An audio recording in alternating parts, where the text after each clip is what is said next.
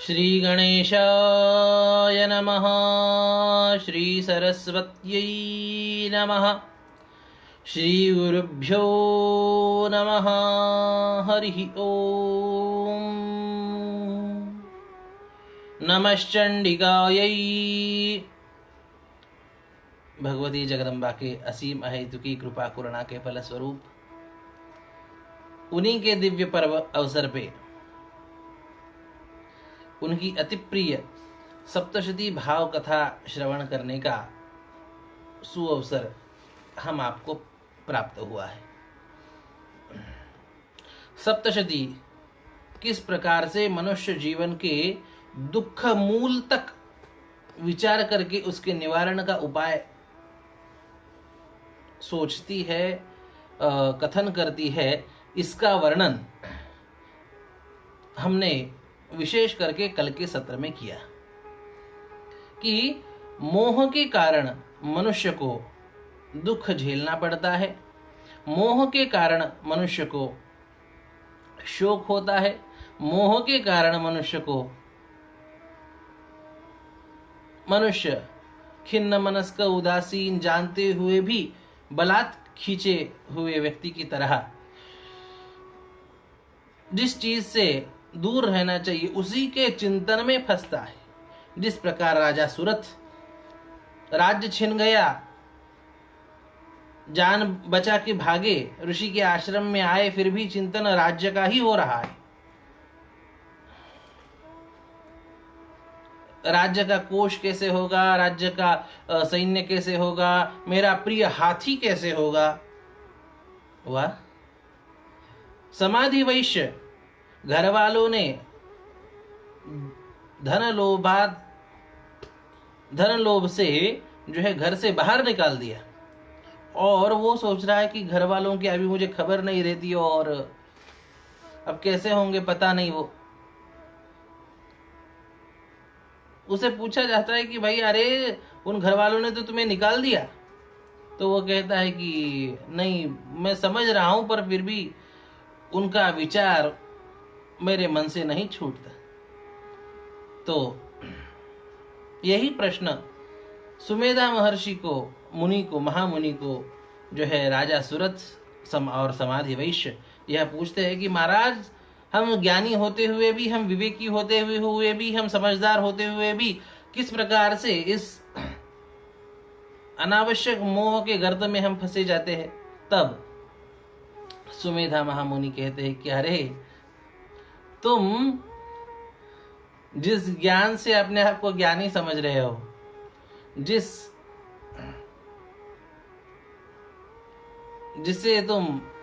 अनुभव से तुम बड़े अपने आप को विवेकी समझ रहे हो, बड़ा तत्पर समझ रहे हो, याद रखना कि वो तो जानवरों में भी होता है, वो तो पशु पक्षियों में भी होता है।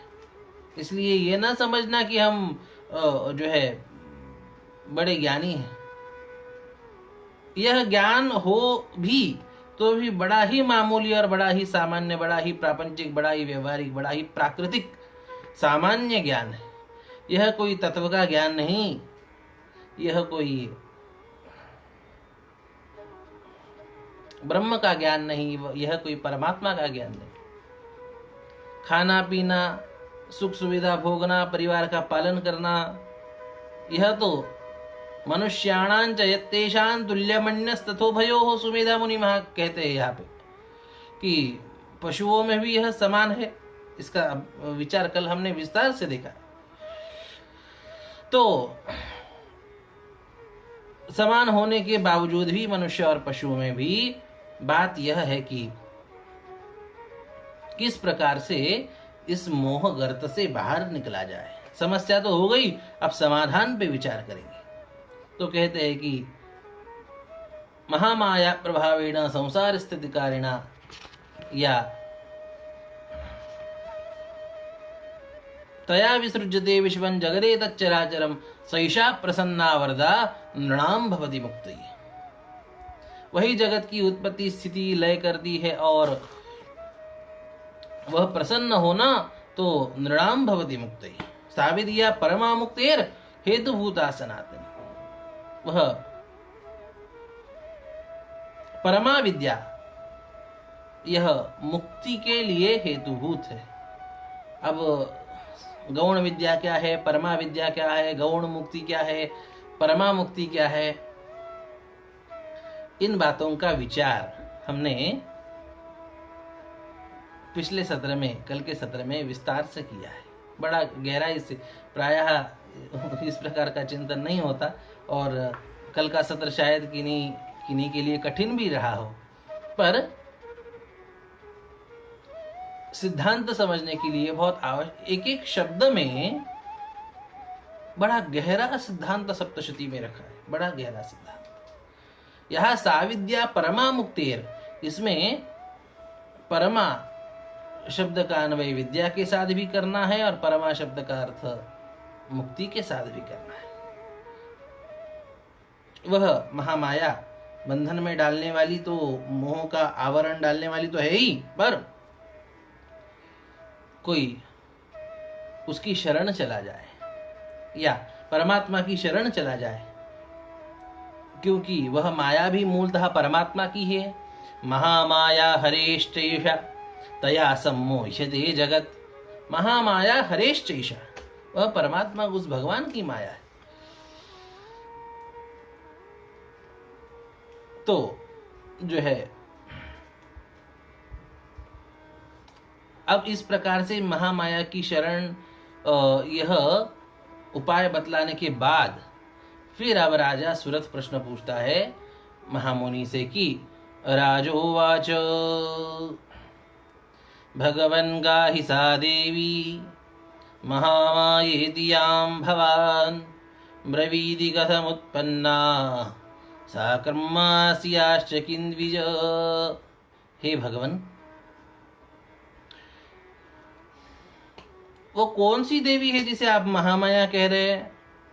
वो कैसी उत्पन्न हुई? वो उत्पन्न होने के बाद क्या कर्म करती है? ये आप सब बताइए। उसका प्रभाव क्या है? यत् प्रभावा जसा देवी यत् स्वरूपा यदुद्भवा तत्सर्वं श्रोतुमिच्छामि त्वत्तो ब्रह्मविदां वर। उस महामाया का प्रभाव क्या है? उस देवी का, उसका वास्तविक स्वरूप क्या है? वो कैसे उनका प्राकट्य हुआ?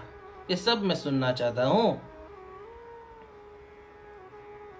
ऋषि कहते हैं, ऋषिरुवाच, अरे राजा, तुमने पूछा कि वह महामाया कैसे जन्म लेती है, उसका यह स्वरूपा यदुद्भवा, उसका उद्भव कैसे हुआ। ब्रवीति कथम उत्पन्ना, उसकी उत्पत्ति कैसी हुई, ये बताओ। अरे भाई, उत्पत्ति उसकी होती है जो कभी ना हो।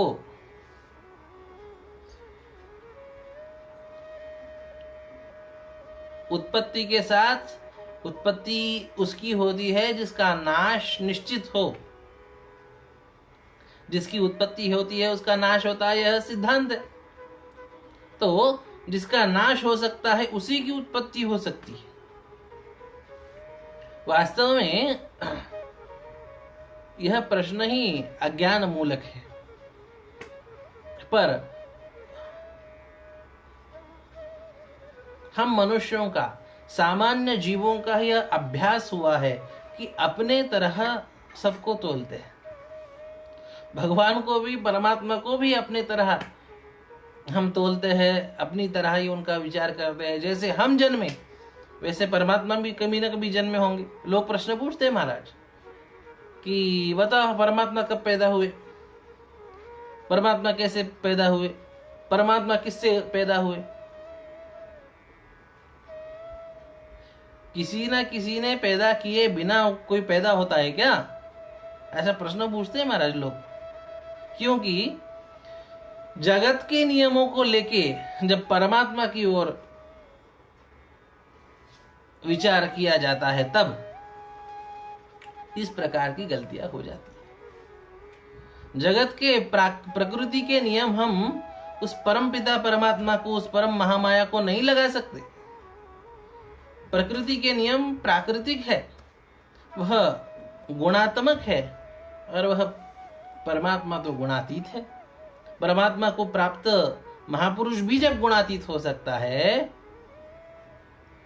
गीता में गुणातीत के लक्षण आए हैं ना, गुणातीतस्य उच्यते,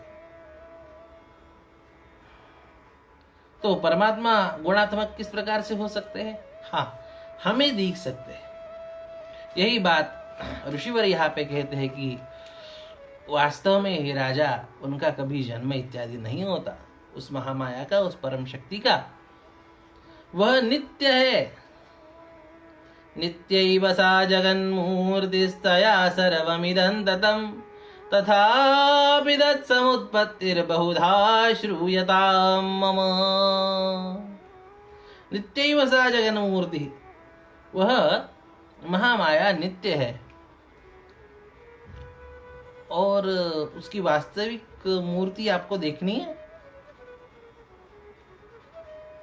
तुम्हें जानना है, तो कहते हैं कि वास्तविक मूर्ति यह नहीं जो हम प्रायः जिनका पूजन इत्यादि करते हैं, अष्टादश भुजा है, चतुर्भुजा है, अष्टभुजा है, या अन्य अन्य स्वरूपों की जो है उनका स्वरूप है।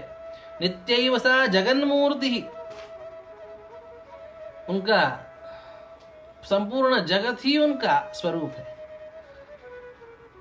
उनमें ही सब कुछ है। नित्यैव सा जगन्मूर्तिस्तया सर्वमिदं ततं, और संपूर्ण विश्व को उन्होंने व्याप्त रखा है। तथापि लीलया,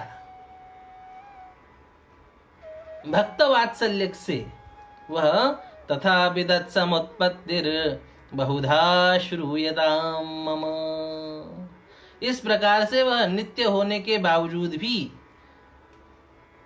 एक रस होने के बावजूद भी, वह उनकी उत्पत्ति सुनी जाती है। यहाँ पे बड़ी बारीक बात है, सुमेधा मुनि यह नहीं कहते कि उनकी उत्पत्ति होती है, उनकी उत्पत्ति होते हुए अलग अलग प्रकार से सुनी जाती है। मतलब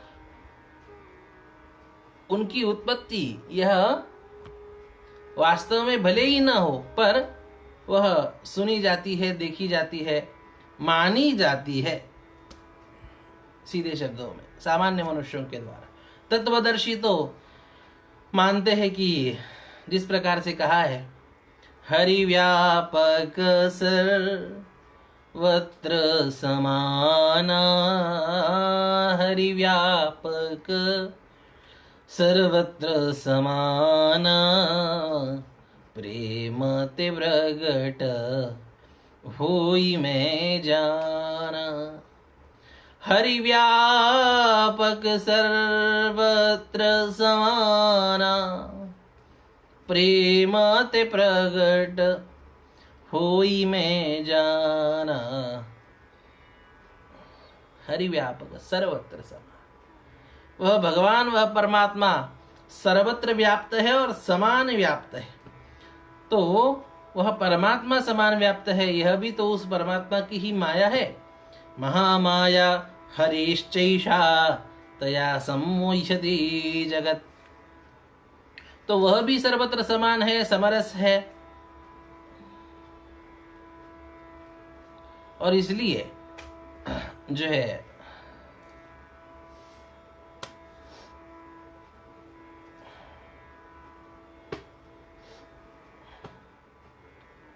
उसकी उत्पत्ति सुनी जाती है, उसकी उत्पत्ति मानी जाती है। वास्तव में होती है ऐसी बात नहीं, लीला वह करती है। भगवान के सभी अवतार, भगवान के सभी जन्म इसी प्रकार से, भगवान वास्तव में कहीं आते जाते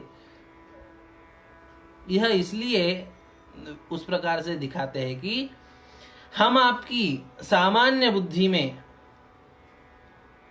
उनका कुछ अंश तो प्रतिष्ठित हो। भगवान का, भगवती का, महामाया का मूल स्वरूप निर्गुण निराकार होने के बावजूद भी इस प्रकार से जो है वह लीला क्यों करते हैं, वह सगुण साकार क्यों होते हैं। वह विश्व मूर्ति होने के बावजूद भी, जगन मूर्ति होने के बावजूद भी, यहाँ जिस प्रकार से कहा ना सुमेधा महामुनि ने नित्यैव सा जगन मूर्ति। जगन मूर्ति होने के बावजूद भी फिर यह विविध रूप क्यों धारण करते हैं? अष्टभुजा है, अष्टादश भुजा है और चतुर्भुजा है, इस प्रकार की स्वरूप सिंह पे बैठी है। इस प्रकार की स्वरूप क्यों धारण करते हैं? यह भी एक महत्वपूर्ण सैद्धांतिक बात समझ के रखना आवश्यक है, जिससे परमात्मा का, भगवती का, महामाया का स्वरूप अपने स्वरूप किया पर उसका अंश अपने मन बुद्धि में स्थित रहे, प्रतिष्ठित हो जाए, कुछ आकलन हो जाए। वह परमात्मा, परमात्मा की वह महामाया मूलतः निर्गुण निराकार होने के बावजूद भी उनका कोई आकार नहीं, निराकार होने के बावजूद भी साकार इसलिए होते हैं कि उनका निराकार स्वरूप सामान्य हम आपके जैसे सामान्य मनुष्यों के ध्यान में आ सकता नहीं। वह मन का भी विषय नहीं, बुद्धि का भी विषय नहीं, वाणी का भी विषय नहीं। जिस प्रकार से महिम्न में कहा, अतीत पंथानन तवच महिमा वांग मनसयो। न वाणी की पोछ है, न मन की पोछ है, न बुद्धि की पोछ है। यतो वाचो निवर्तन्ते अप्राप्य मनसा स, श्रुति उपनिषद वचन है। तो वहां पहुंच नहीं, तो ऐसे निराकार स्वरूप को हम कैसे समझे, कैसे उनकी उपासना करें? तो भगवान ही स्वयं, भगवती ही स्वयं, महामाया ही स्वयं अपने मूल स्वरूप से, निराकार स्वरूप से, जगत के कल्याणार्थ भक्त वात्सल्य से, कि भक्तों को, जीवों को उनकी उपासना सहज हो जाए, वह सगुण साकार स्वरूप धारण करती है।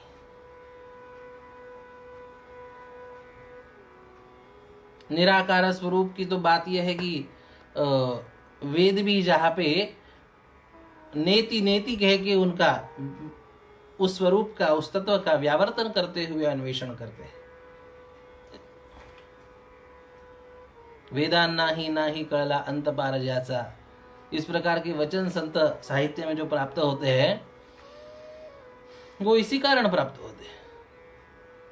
नेति नेति कहते हुए, व्यतिरेक का आश्रय लेते हुए उस परमात्मा का अन्वेषण करना, यह वेदांत की विशेष करके प्रक्रिया है। सर्वसामान्य जनों के लिए कुछ न कुछ उनके स्तर का आलंबन चाहिए। इसलिए भगवान, भगवती यह सगुण साकार स्वरूप धारण करती है। और तथापि तत्समुत्पत्तिर बहुधा श्रूयताम मम, यह रहस्य है। और वो अपने भक्तों के लिए आती है। अब यहाँ पे लिखा है कि देवानां कार्य सिद्ध्यर्थ माविर्भवति सा यदा उत्पन्नेति तदा लोके सा नित्याप्यभिधीयते। देवों के कार्य सिद्ध्यर्थ, देवों का कार्य साधने के लिए वह जब आविर्भूत होती है, तब वह लोक में उत्पन्नेति तदा लोके सा नित्याप्यभिधीयते, वह नित्या होने के बावजूद भी उत्पन्न हुई ऐसे कहलाती है। देखो क्या शब्द है, एक उत्पन्न होती है ऐसी नहीं कहते। उत्पन्न वह हो सकता है जो वहां पहले से न हो, जो पहले से ही वहां पे है वह उत्पन्न किस प्रकार से हो सकता है? हाँ, उत्पन्न होते हुए दिख सकता है। वही कहते हैं कि उत्पन्नेति तदा लोके सानित्याप्यभिधीयते। इस प्रकार से विविध वह लीलाया भक्तों के ऊपर अनुग्रह करने के लिए। अब देवताओं के कार्य सिद्ध्यर्थ वह आविर्भूत होती है, ऐसा यहाँ पे जो कहा है। देवता भी उनकी जब स्तुति करते हैं, उनकी जब शरणागति ग्रहण करते हैं, तब वह आविर्भूत होती है, उनके लिए प्रकट होने की लीला करती है, उनके लिए उनका संकट हरण करने की लीला करती है। वह देवता हो चाहे मनुष्य हो। अब यहाँ देवानां कार्य सिद्ध्यर्थ कहा, तो देवताओं के कार्य की सिद्धि के लिए वह आती है, तो क्या मनुष्यों के कार्य की सिद्धि के लिए नहीं आती? आती है। मूल में यह समझना चाहिए कि भक्तों के कार्य सिद्ध्यर्थ वह आती है। देवता भी भक्ति भाव से उन्हें पुकारते हैं, इसलिए आती है। जो भी भक्ति भाव से पुकारेगा उसके लिए वह किसी न किसी स्वरूप में उन पे अनुग्रह करती है। अच्छा, तो ठीक है, यह तो उनकी उत्पत्ति का रहस्य हुआ। अब आप ये बताइए कि किस प्रकार से वह लीला करती है, लीला से ही सही किस प्रकार से वह कर्म करती है। तो मुनिवर बताते हैं कि आस्तीर्य शेषम भजत कल्पान्ते भगवान प्रभु तरादवावसुरौ घोरौ विख्यातौ मधुकैटभौ। एक बार कल्प के अंत में भगवान विष्णु क्षीर सागर में जो है लेटे हैं और उनसे दो घोर जो है दैत्य उत्पन्न हो। तदादवावसुरौ घोरौ विख्यातौ मधुकैटभौ। और वह उत्पन्न होते हैं तो भगवान श्रीमन नारायण के कानों से ही तो जो है वह क्या देखते हैं, उनके नाभि से, भगवान नारायण के नाभि से कमल उत्पन्न है और उस पे कोई बैठे है। अब ये तो श्रीमन नारायण सो रहे हैं, वो वह जगह है, और ये असुर। अब असुरों का स्वभाव क्या, उनकी वो चुप बैठ ही नहीं सकते, किसी ना किसी से कुछ उन्हें खुजली होती ही है। और उसी से वह ब्रह्मा जी के पास जाते हैं और उनसे युद्ध करने की कहते हैं। ब्रह्मा जी, उन्हें डर लगता है यह तो मार देंगे। सनाविगमले विष्णु स्थितो विष्णुकर्णमलोद्भूतौ हन्तुम ब्रह्माणमुद्यतौ। हन्तुम ब्रह्माणमुद्यतौ, ब्रह्मा जी को मारने के लिए वह उद्यत होते हैं।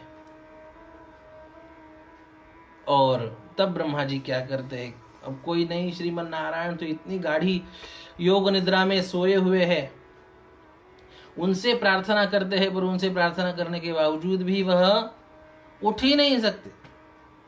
वह योग निद्रा के वशीभूत हो चुके होते हैं पूर्ण तरीके से। तो जिस योग निद्रा ने भगवान श्रीमन नारायण महाविष्णु को भी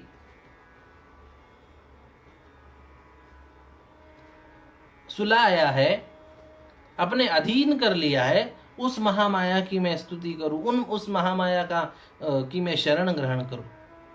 यह बुद्धि ब्रह्मा जी को सूझी और उन्होंने क्या किया, तुष्टावयोग निद्रांताम एकाग्र हृदय स्थितः, उस महामाया की स्तुति करने लगे, उस योग निद्रा रूपी महामाया की स्तुति करने लग गए। कैसे, एकाग्र हृदय स्थितः,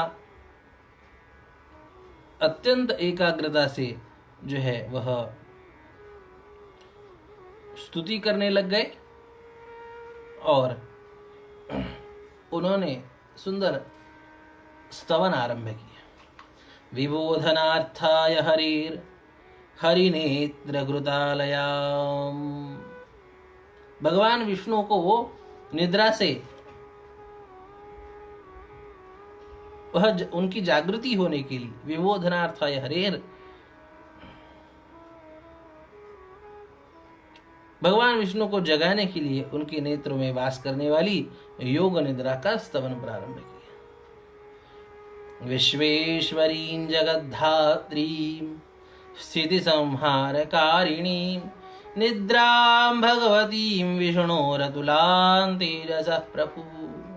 किस प्रकार की योग निद्रा का स्तवन प्रारंभ किया, जो विश्व की ईश्वरी है, विश्वेश्वरीं जगद्धात्रीं,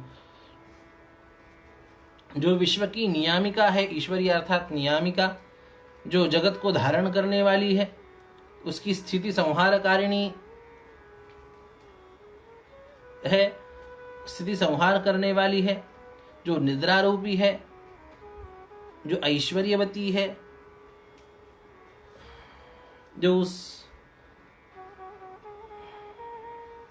भगवान की शक्ति है, जिनका तेज अतुल है और जो व्यापक है, ऐसे भगवती जगदम्बा की वह स्तुति करने लग गए। ब्रह्मोवाच, इस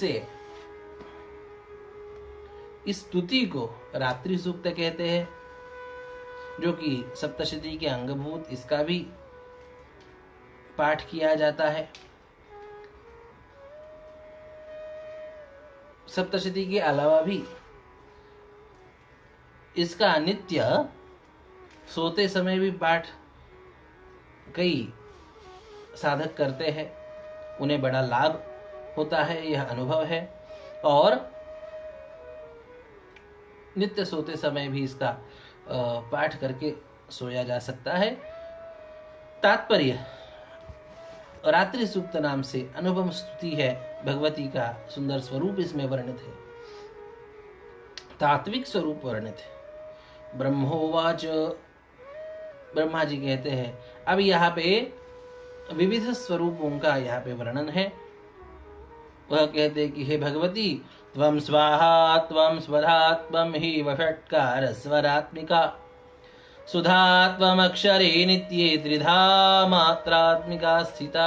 हे भगवती, आप स्वाहा हो, आप स्वधा हो, आप श्रौत यज्ञ का वषट्कार हो और आप स्वरात्मक हो। जिनसे देव तृप्त होते हैं वह स्वाहा है, जिनसे पितर तृप्त होते हैं वह स्वधा है। श्रौत यज्ञ जिनसे पूर्ण होते हैं वह वषट्कार है, और जिनसे वेद आदि समस्त शास्त्र छंदबद्ध होते हैं, लय स्थित होते हैं, वह स्वर है। आप स्वरात्मिका है। वषट्कार स्वरात्मिका सुधा त्वमक्षरे नित्ये त्रिधा मात्रात्मिका स्थिता अर्धमात्रा स्थिता नित्या यानुच्चार्या विशेषतः। आप जीवनदायिनी सुधा अमृतमय हो। सुधात्वम अक्षरे दिए, आप अमृतमयी हो। आपका कभी क्षरण नहीं होता, आप नित्य हो। ओंकार की तीनों मात्रा में आप स्थित हो। अकार, उकार, मकार और चतुर्थ मात्रा जो अनुच्चारणीय है, जो अनुभव गम्य है, जो श्रवणीय है, वह उस अर्ध मात्रा में भी आप स्थित हो। ओंकार अर्धमात्रा स्थिता नित्या यानुच्चार्या विशेषतः। जो अर्धमात्रा में आप नित्य स्थित है, और जो अर्धमात्रा किस प्रकार से है? अनुच्चार्या विशेषता। जो अनुच्चार्य है उसका उच्चारण नहीं हो सकता, उसका सूक्ष्म श्रवण हो सकता है, उसका सूक्ष्म अनुसंधान हो सकता है। आप ही संध्याओं के माध्यम से जगत का काल निश्चित करती है। काल निश्चिति में संध्याओं का स्थान आपका ही है। त्वमेव संध्या सावित्री त्वं देवी जननी परा त्वयैतद्धार्यते विश्वं त्वयैतत्सृज्यते जगत्। आप संध्या हो, आप उस परमात्मा सविता की शक्ति सावित्री हो, आप प्रकाशमयी और सबकी पराजननी हो। त्वयैतद्धार्यते विश्वं त्वयैतत्सृज्यते जगत्। आप ही जगत को धारण करती है, आप ही जगत का विसर्जन करती है, आप ही जगत का पालन करती है। त्वयैतत्पाल्यते देवी त्वमत्स्यन्ते च सर्वदा विसृष्टौ सृष्टिरूपा त्वं स्थितिरूपा च पालने। आप ही जगत का पालन करती है, आप में ही जगत का अंत होता है, विसर्जन होता है, संहार होता है। तथा संहृति रूपान्ते जगतोस्य जगन्मयी महाविद्या महामाया महामेधा महास्मृति। आप महाविद्या हो, आप महामाया हो। महाविद्या, पराविद्या क्या है, इसका विवेचन हमने कल देखा कि जो मुक्ति रूपा है, मुक्ति के लिए हेतुभूता है। सा विद्या परमा मुक्तेर हेतुभूता सनातनी, वह महाविद्या जो महामाया है, जगत के ऊपर जो माया का आवरण आच्छादित करती है, और उसी से बाहर निकलने के लिए जो शुद्ध मेधा आवश्यक है, वह महामेधा भी आप ही है। महामेधा महास्मृति। महास्मृति, स्मृति तो क्या है, हमें समझ में आ जाती है। स्मृति अर्थात जो है स्मरण, कोई चीज भूल गई हो तो उसकी स्मृति हो जाती है, पर यहाँ महामेधा महास्मृति, यहाँ महास्मृति कहते हैं। महास्मृति क्या, स्मृति तो समझ में आती है, महास्मृति क्या है? या ऐसा है क्या कि किसी भी शब्द को आप महा लगा दो, वैसी बात नहीं है। इसके हर एक एक शब्द के तात्विक और बड़े ही सूक्ष्म अर्थ है, बड़े सूक्ष्म मानो सिद्धांत रख रहे। सामान्य चीज भूल गई, विस्मृत हो गई तो उसका स्मरण होना, यह स्मृति हो गई। पर महास्मृति क्या है? हम अपने स्वरूप को भूल गए। हमारा स्वरूप ईश्वर अंश जीव अविनाशी चेतन अमल सहज सुख राशि। ईश्वर अंश जीव अविनाशी चेतन अमल सहज सुख राशि। हम ईश्वर के अंश, भगवान स्वयं भी कहते हैं ना गीता में, ममैवांशो जीवलोके जीवभूतः सनातनः। यह जीव मेरा अंश। इस मूल स्वरूप को हम भूल गए। वही गोस्वामी जी ने आगे कहा ना, सो मायावश भयहु गुसाई, सो मायावश भयहु गुसाई, बध्यो कीर मर कटकी नाई। सो मायावश भयहु गुसाई, बध्यो कीर मर कटकी नाई। वह ईश्वर अंश था, फिर भी मायावश होके वह अपने अज्ञान से, अपने स्वतंत्रता से खेलने की इच्छा से वह अपने आप को अनेक स्वरूप में देखना चाहता था। वैसे हुआ और तब से यह संसार उसका शुरू हुआ, संसार का आवागमन शुरू। तो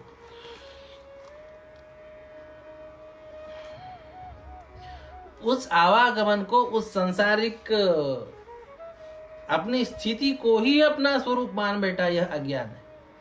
और उस अज्ञान से बाहर होना, यह है महास्मृति ही। अपने मूल स्वरूप को जानना, जो कि अहम ब्रह्मास्मि है, मैं उस ब्रह्म परमात्मा, मैं उस परमात्मा स्वरूप हूं। इस बात की विस्मृति हमें हुई है, इसीलिए जो है हम हमारे स्वरूप को भूलने के कारण ही तो दुख भोग रहे। शोक है, मोह है, उसकी फिर से स्मृति हो जाना, यह है महास्मृति ही। वह स्मृति उस अपने स्वरूप की स्मृति होने में, अपने स्वरूप का ज्ञान होने में सबसे बड़ी बाधा क्या है? महामोहा च भवती।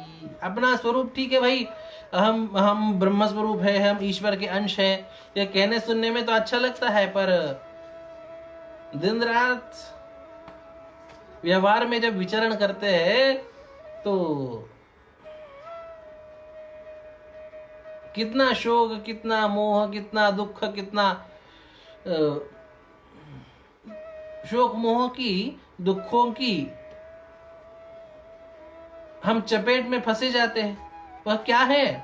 वही बताते हैं कि महामोहा च भवति महादेवी महासुरी। वह महामोह रूपा वह महामाया है। हे भगवती, आप हो वह महामोहा, और महादेवी महाप्रकाश स्वरूपा उस मोह का नाश करने के लिए, मोह रूपी अंधकार का नाश करने के लिए। अंधकार का नाश किससे होता है जी? प्रकाश से होता है। उस महाअंधकार का नाश करने के लिए महादेवी महासुरी। महादेवी, देवी अर्थात देव शब्द हो चाहे देवी शब्द हो, दीव प्रकाशने धातु से यह शब्द बनता है, जो अर्थात जो प्रकाश स्वरूप, यह महाप्रकाश स्वरूप है। जगत में महामोह है, यह बात ठीक है, पर उस पर समाधान भी है कि महाप्रकाश स्वरूपा भगवान का, भगवती का आश्रय हमें प्राप्त हो सकता है, वह भी भगवती का स्वरूप। महादेवी महासुरी जो है, और आप महादेवता भी हो। प्रकृतिस्त्वंच सर्वस्य गुणत्रय विभाविनी। यह त्रिगुणात्मक प्रकृति, यह भी आप हो, यह आप में है, यह आपकी प्रकृति है। सत्व रज तम, यह त्रिगुणात्मक प्रकृति आपकी है, आप में है। कालरात्रिर्महारात्रिर्मोहरात्रिश्च दारुणा। काल को भी निगलने वाली वह कालरात्रि, महारात्रि, मोहरात्रि जो बड़ी दारुण है, वह आपका ही स्वरूप है मां।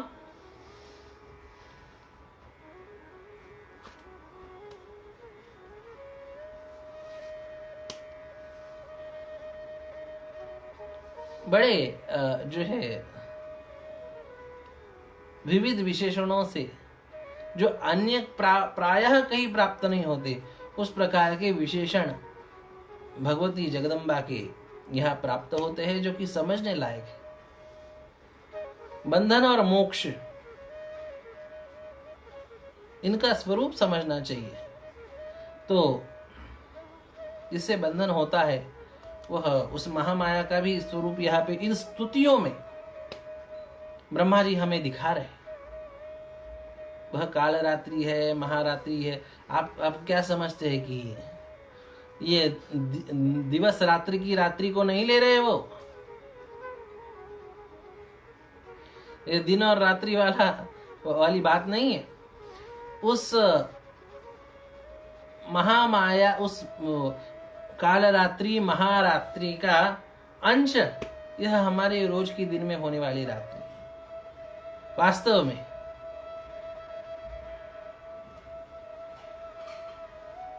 एक ही शब्द में कहना हो तो मोह रात्रिश्च दारुण। महामोह रूपी वह रात्रि है जहां पे घना अंधकार है। रात्रि में क्या होता है? अंधकार होता है। यहाँ पे वह मोह रात्रि है। मोह के अंधकार में जीव को अपने स्वरूप का विस्मरण होता है। कुछ भी दिखता नहीं, उस परमात्मा उस दलदल से बाहर निकलने का रास्ता नहीं सूझता, दिखता, मिलता। वह मोह रात्रि बड़ी दारुण है।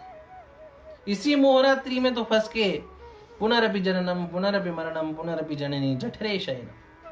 इसी मोहरात्रि में फंस के तो हम जन्म जन्मांतरों से भटकते हुए हमारी यात्रा चल रही है। पर इस प्रकार की दारुण वह रात्रि है तो जिससे बाहर निकलना बड़ा कठिन है। पर उनकी शरणागति इस जन्म में यदि हम ग्रहण कर रहे हैं, श्रद्धा भक्ति युक्त अंतःकरण से उनकी शरणागति ग्रहण कर रहे हैं, उन्हें नमन कर रहे हैं, उनकी उपासना कर रहे हैं, तो निश्चित मानो कितने ही जन्मों की हमारी यात्रा हो, जन्म जन्मांतरों की, पर यदि प्रामाणिकता से, श्रद्धा भाव से उस भगवती, उस भगवान, उस परमात्मा की, उस परम प्रकृति महामाया की उपासना श्रद्धा भक्ति से, शरणागत भाव से यदि की जाए, तो निश्चित समझो कि यह हमारा अंतिम जन्म हो सकता है। यह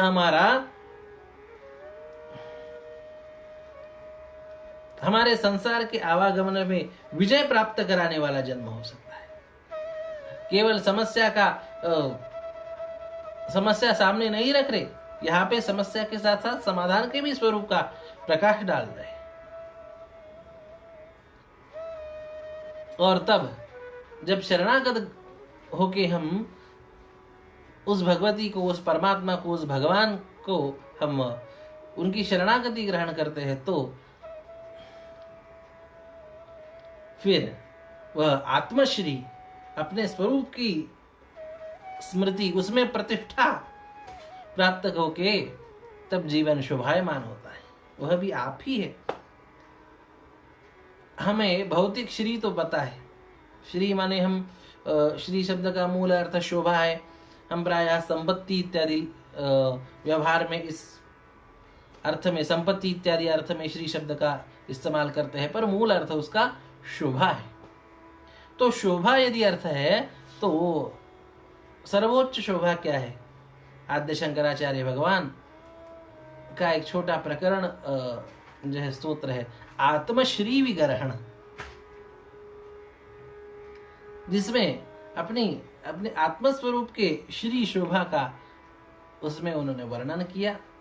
तो वही आत्मश्री स्वरूपा, और जगत में जितने भी शोभायमान चीजें हैं वह सब आप ही है। त्वं श्री त्वमीश्वरी त्वं त्वं बुद्धिर्बोध लक्षणा। एक एक शब्द, एक एक विशेषण बड़ा प्यारा है, बड़ा सूक्ष्म है, बड़ा गहरा है, पर हमारी गति बड़ी धीमी चल रही है, क्योंकि हम तात्विक विचार भी करते जा रहे हैं। सप्तशती में किस प्रकार से आध्यात्मिक जो है तत्व विचार है, पारमार्थिक किस प्रकार से तत्व विचार है, इसका विचार करते हुए हम जो है आगे बढ़ रहे हैं। इस कारण से अपनी गति बड़ी धीमी चल रही है। सबको तो पता ही होगा कि 13 अध्याय सप्तशती में है। आज 5वां दिन है और अभी तक पहला अध्याय ही चल रहा है, पूरा नहीं हुआ है। इसलिए अब थोड़ा सा वेग से आगे बढ़ना पड़ेगा। हर शब्द का, हर जो है श्लोक का अर्थ व्याख्यान जब हमें पूर्ण आख्यान करना है तो वह संभव नहीं होता।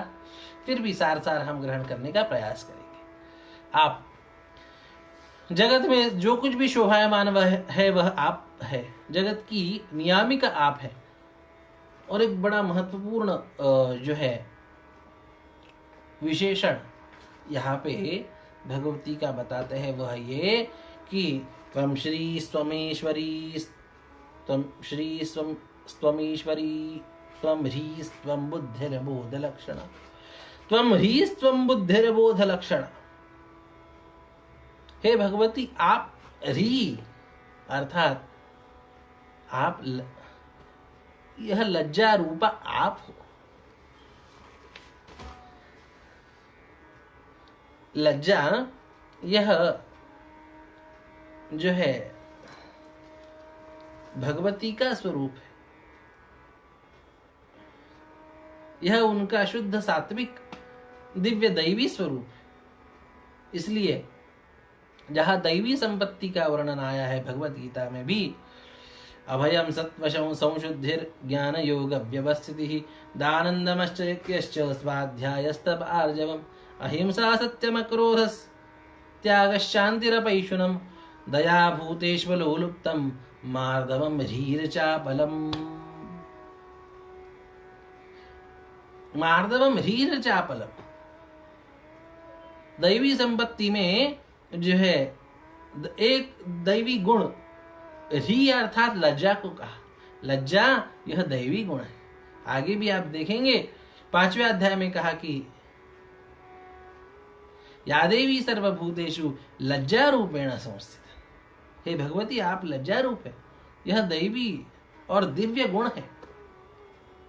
दुर्भाग्य से आज इस दैवी गुण को आधुनिकता के नाम पे, पुरोगामिता के नाम पे, सुशिक्षितता के नाम पे इस दैवी गुण को नष्ट करने का प्रयास किया जा रहा है। री लज्जा यह दैवी गुण है और इसे नष्ट करके बेशर्म होके जो है विचरणे में ही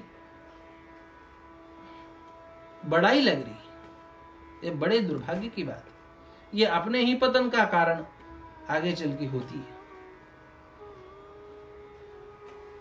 लज्जा यह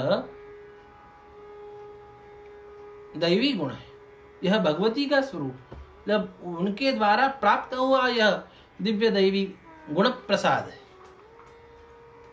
इसे आत्मसात करना चाहिए, न कि इसका त्याग करके आधुनिकता के नाम पे इसका त्याग करना, यह अपने पैरों पे कुल्हाड़ी डालने जैसा है। इसके बड़े घोर दुष्परिणाम संपूर्ण मानव जात को जो है भविष्य में भोगने पड़ सकते हैं। वर्तमान का वह विषय नहीं, पर री लज्जा यह दैवी गुण है, यह आत्मसात करना मनुष्य के लिए परम कल्याणकारी। हे भगवती, आप लज्जा रूपा ह्रीस्त्वं त्वं ह्रीस्त्वं बुद्धिर्बोध लक्षण, आप बुद्धि है, अब बोध लक्षण बुद्धि है जिससे स्वरूप का बोध होता है। फिर से कहा कि आप और अधिक स्पष्ट करते हैं कि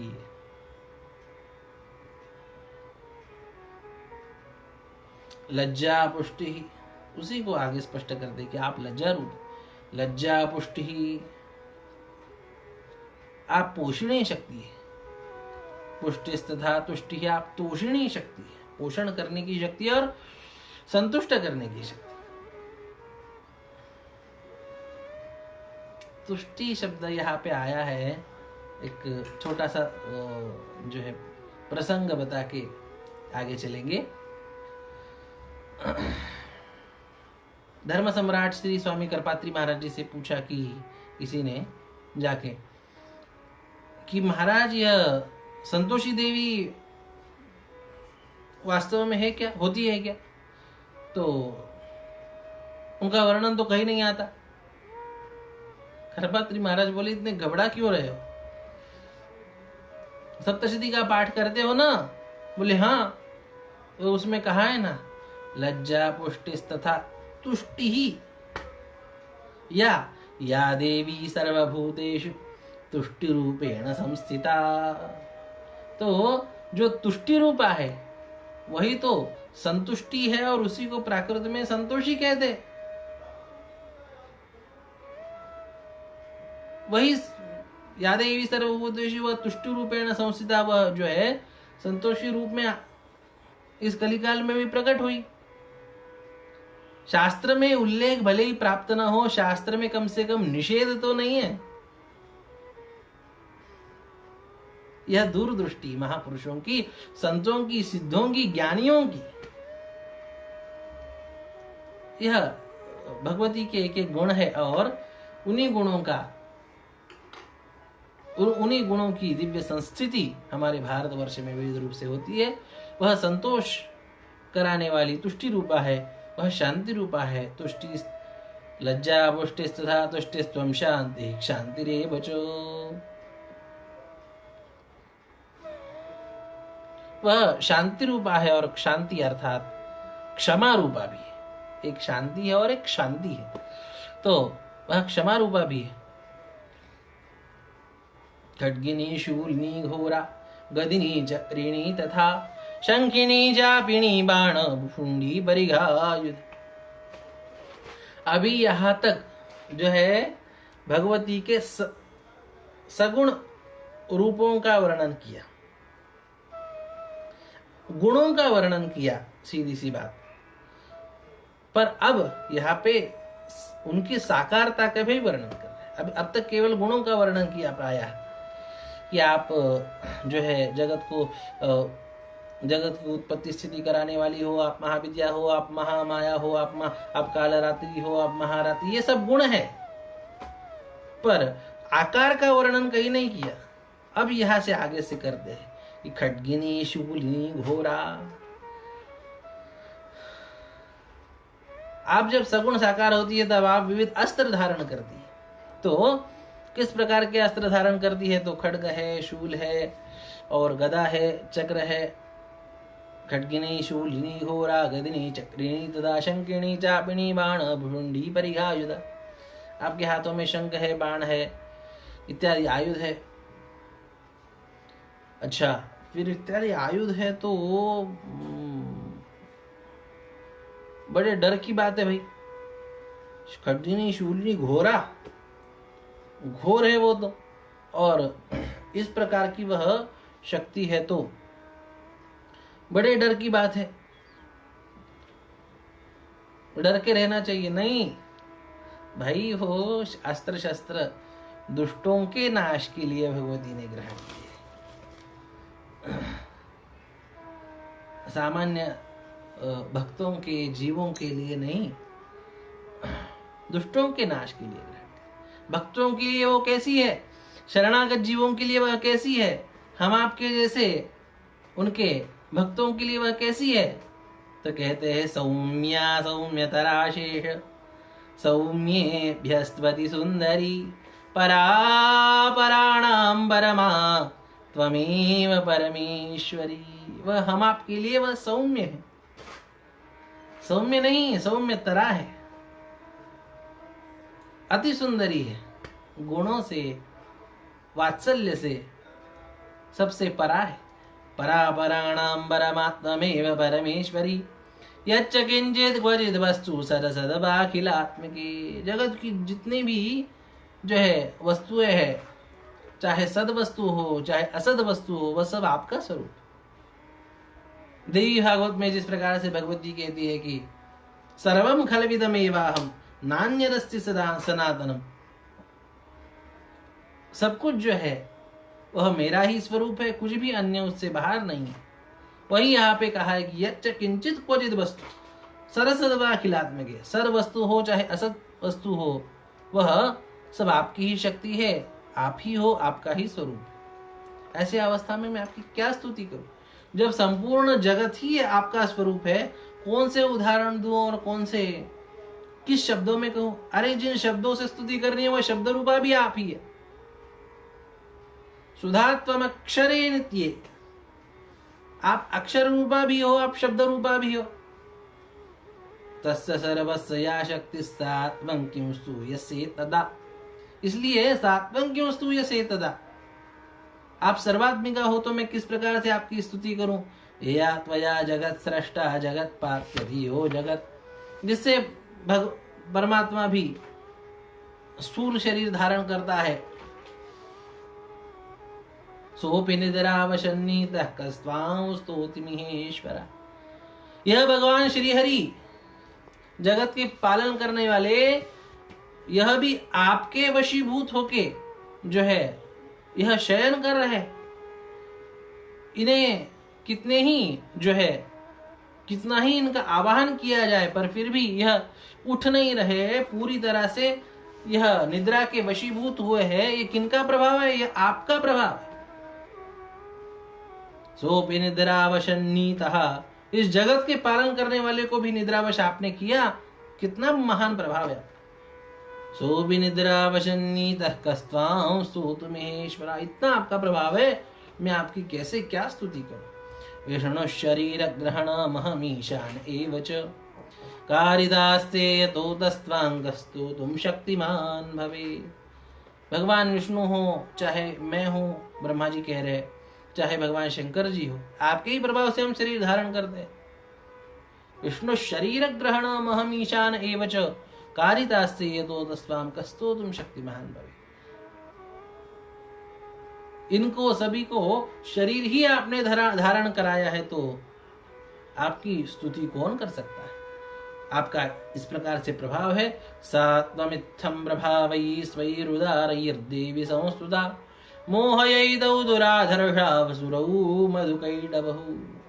इसलिए हे भगवती, हम आपसे प्रार्थना करते हैं, ब्रह्मा जी कहते हैं कि इन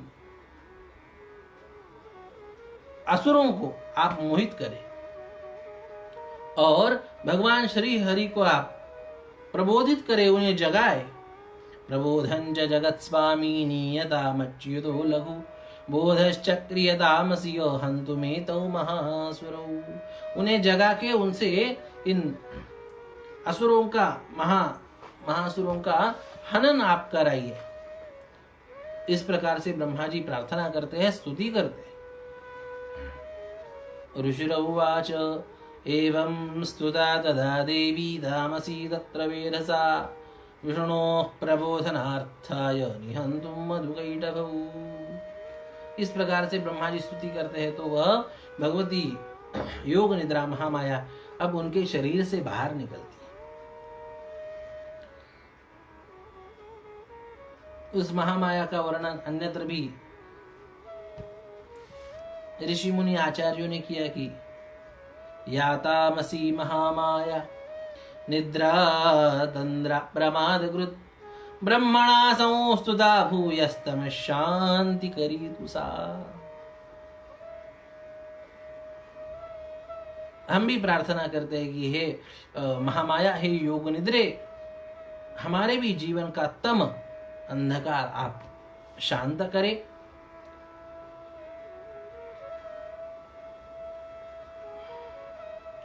ऋषि सुमेधा मुनि कहते हैं कि हे राजन, इस प्रकार से ब्रह्मा जी द्वारा स्तुति करने के बाद वह महामाया भगवान, वह योग निद्रा भगवान विष्णु के शरीर से अब बाहर निकल रही है। किस क्रम से बाहर निकल रही है, इस बात को समझना चाहिए। निद्रा शरीर में आती है और फिर बाहर जाती है, तो किस क्रम से बाहर निकलती है यह वर्णन यहाँ पे है। सबसे पहले आंखों से बाहर निकलती है। हम जब जगते हैं तो सबसे पहले क्या होता है जी? आंख खुलती है। नेत्रास्य, नेत्र से बाहर निकलती है। फिर आस्य, मुख से बाहर निकलती है। आंख भले ही खुल जाए पर मुख पे उसका असर होता है, जड़ता होती है, तंद्रा होती है। इसलिए आंख जो है खोलने के बाद जो है इस प्रकार से हाथ घुमाते हैं, कुछ मुख को भी ताजगी देते हैं। नेत्र से निकलने के बाद वह मुख में होती है। फिर मुख से निकलने के बाद वह नासिका में होती है। नेत्रास्य नासिका बाहु, मुख को, नासिका को इस प्रकार से उस पे हाथ फेरते हैं तो फिर वह जागरूक, फिर क्या होता है? बाहु, फिर हाथों में उसका प्रभाव होता है। इसलिए उठने के बाद हम उठे हैं तो भाई हाथ इधर उधर करते हैं और कुछ व्यायाम करते हैं, कुछ हाथ हिलाते हैं और फिर उठते हैं। बाहु हृदयेभ्यस्तथो रसः, हृदय और इसमें फिर वह होती है, उससे निकलती है। इसलिए क्या करते हैं कि छाती को तानते हैं वगैरह। यह जो क्रिया है यह हम नित्य करते हैं, पर इस प्रकार का किस प्रकार से विज्ञान है आज भी, उस भगवती का नित्य किस प्रकार से हम पे प्रभाव होता है, यह प्रत्यक्ष रूप से दर्शित होता है। हृदयेभ्यस्तथो रसः निर्गम्य दर्शने तस्थौ ब्रह्मणो व्यक्त जनमनः। निकल के भगवती आकाश मंडल में स्थित होती, ब्रह्मा जी को दर्शन देती है। निर्गम्य दर्शने तस्थौ ब्रह्मणो व्यक्त जनमनः। और ब्रह्मा जी भगवती के उस दिव्य स्वरूप को देख के प्रणाम करते हैं। श्री जगदम्बा माता की जय।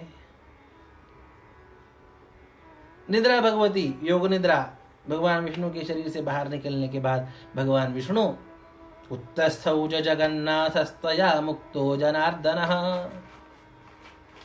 एकार्णवे हि शयना ततः सदृशी च। तो भगवान विष्णु उठते हैं और समुद्र में देखते हैं तो वह घोर राक्षस मधुकैटभौ दुरात्मानावति वीर्य पराक्रमौ क्रोध रक्ते क्षणां मत्तुं ब्रह्माणं जनितोद्यमौ। वह बलवान पराक्रमी दुष्ट उन असुरों को भगवान विष्णु देखते हैं और उनकी आंखें क्रोध से लाल हुई जा रही है। ब्रह्मा जी को खाने की वह इच्छा रख रहे, उद्योग कर रहे, प्रयास कर रहे। तब भगवान विष्णु उठ के उनसे युद्ध करते हैं।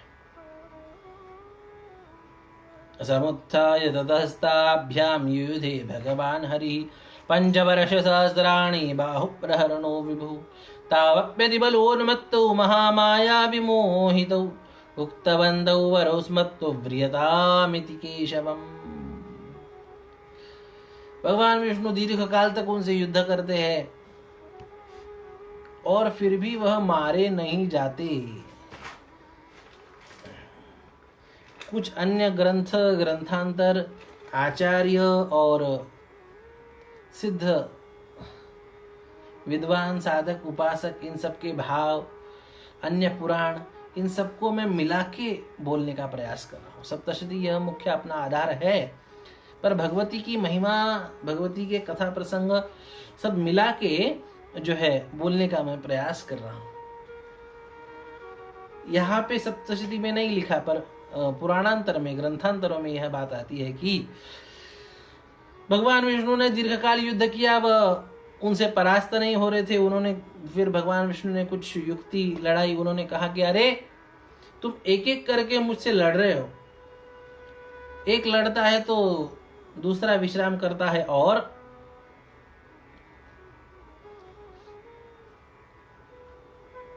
दूसरा लड़ता है तो पहला विश्राम करता है। तुम्हें तो विश्राम का अवसर बारी बारी से मिलता है, मुझे नहीं मिलता।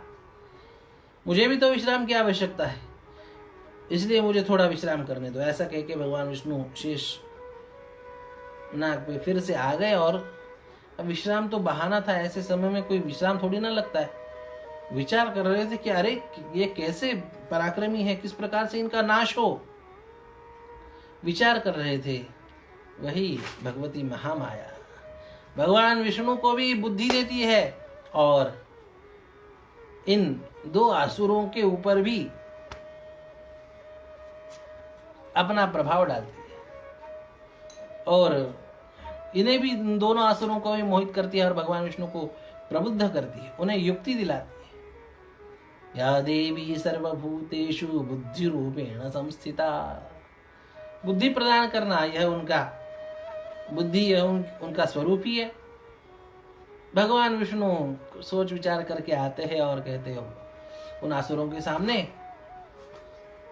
अरे युद्ध वगैरह बस हो गया। मैं सच्ची बात बताता हूं, मैंने इतने असुरों के साथ युद्ध किया है, पर तुम जैसे पराक्रमी कोई नहीं दिखे। बड़े पराक्रमी और मैं तुम्हारे पराक्रम से संतुष्ट हूं और मैं तुम्हें कुछ देना चाहता हूं। मैं तुम्हें कुछ देना चाहता हूं, तुम जो है मुझसे वर मांग लो। वर मांग लो, भगवान विष्णु ने कहा। पर अब महामाया का आवरण इन दोनों की बुद्धि पे है, असुरों के। और महत्वपूर्ण बात कि वह महामाया भगवान विष्णु के शरीर से निकल के, उनके नेत्रादि आदियों से निकल के आकाश मंडल में स्थित हुई है। वह ब्रह्मा जी को दिख रही है और अब वह सभी को दिख रही है, भगवान विष्णु को भी, इन मधुकैटभ को भी। अब ये महामाया के उस स्वरूप को देख रहे थे। अरे ये कितनी दिव्य है, कितनी सुंदर है, कितनी, जब देख रहे थे, सोच रहे थे, उतने में भगवान विष्णु आ गए और कहा कि मैं प्रसन्न हूं, कुछ मांग लो। अब यह अब कौन कौन है वहां पे? भगवान विष्णु है, ये दो असुर है और ब्रह्मा जी है और भगवती है, 4 जने। वह असुर जो है उस महामाया, उस भगवती से कुछ बात करना चाहते हैं, कुछ संपर्क करना चाहते हैं, अपना प्रभाव उन पे दिखाना चाहते हैं। तो मनुष्य का स्वभाव है, पुरुष का स्वभाव होता है कि जो है महिला के सामने वह अपना जो है, किसी स्त्री के सामने अपना प्रभुत्व दिखाता है। भगवान विष्णु ने जैसे ही कहा कि कुछ मांग लो, उनके अहंकार को ठेस पहुंची। हम कोई साधारण मांगने वाले हैं? अरे हम तो देने वाले हैं। क्या मांगने की बात कहते हो? दीर्घ काल से तुम हमसे युद्ध कर रहे हो, तुम जो है हमें परास्त नहीं कर पाए। कौन किसको देता है? जो बड़ा होता है वह देता है। हम कोई छोटे हैं तुमसे? हम बड़े हैं तुमसे? हम कहते हैं कि हम तुम्हारे पराक्रम से खुश है, जो मांगना है मांग लो। प्रभाव डालना था उन्हें। अब जोश में थे, इस प्रकार से उन्होंने कहा जो मांगना है मांग लो।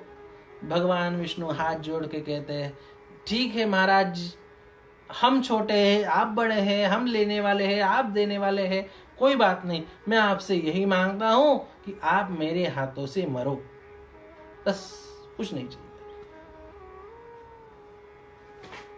अब तो मधुकैटभ का होश टूट गया, जोश टूट गया और होश में आ गए।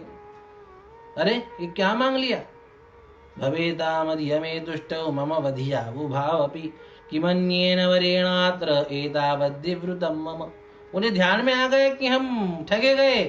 वंचिताभ्यामिति तथा सर्वमापो मयं जगत् विलोक्यराभ्यांगरितो भगवान कमलीक्षणः। उन्होंने कहा ठीक है, क्या समय था पहले का, क्या नीतिमत्ता थी, क्या मूल्य थे। असुर होने के बावजूद भी अपना दिया हुआ शब्द नहीं टलने देना, यह उनका भी सिद्धांत, असुरों का भी राक्षसों का भी सिद्धांत था कि अपने से दिया हुआ शब्द नहीं टलना चाहिए। वह कहते हैं कि ठीक है, अब हमने तुम्हें जबान दी है, ठीक है तुम हमें मार सकते हो, पर पहले तुमने भी कहा था कि कुछ मांग लो।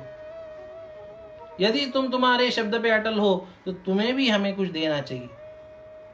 ठीक है, उन्होंने कहा मांग लो। भगवान विष्णु ने, उन्होंने उन असुरों ने देखा कि चारों ओर समुद्र है, कहीं सूखा नहीं है, तो उन्होंने कहा कि जहां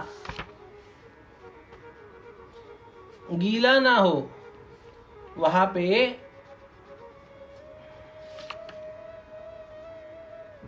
आप हमें मार सकते हैं। सूखा, जहां पे सूखा स्थान है वहां पे आप हमें मार सकते हैं।